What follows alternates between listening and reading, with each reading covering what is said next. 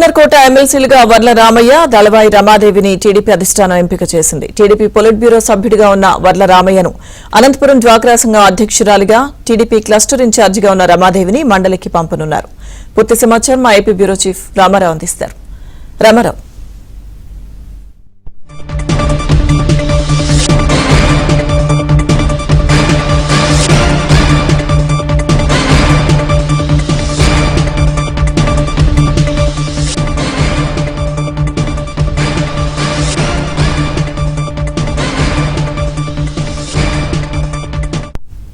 Governor quota ఎమ్మెల్సీలుగా వర్ల రామయ్య, దళవాయి రమాదేవిని TDP అధిష్టానం ఎంపిక చేసింది. పూర్తి సమాచారం మా ఏపీ బ్యూరో చీఫ్ రామారావు అందిస్తారు.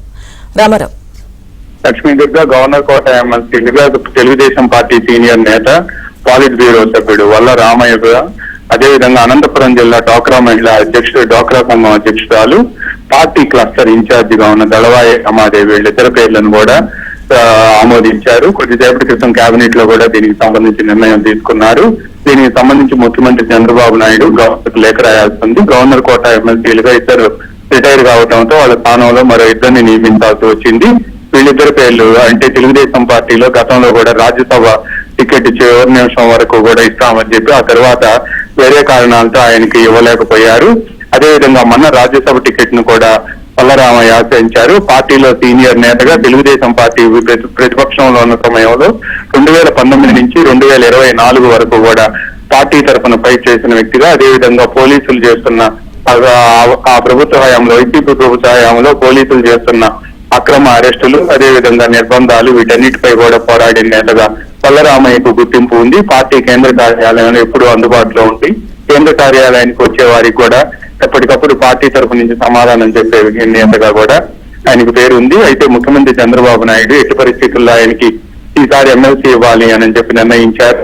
2 రోజుల క్రితం పార్టీ కేంద్ర కార్యాలయంలో ఉద్యమం వచ్చినప్పుడు తప్పనిసరిగా మీ పేరుని నేను పరిశీలనలో తీసుకుంటానని హామీ ఇచ్చారు. అదేవిధంగా ఈ రోజు కేబినెట్ లో కూడా దీనికి సంబంధించి గ్రీన్ సిగ్నల్ ఇచ్చారు. ఇక ఎస్సీ కోటా నుంచి ఆయనకు పదవి దక్కగా బీసీ కోటా నుంచి అనంతపురం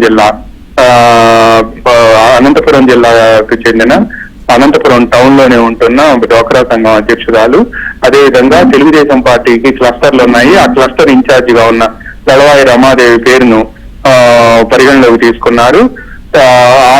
ఆమెను కూడా ఆమెకి వాటికి ఇప్పటికే సమాచారం కూడా అందించారు.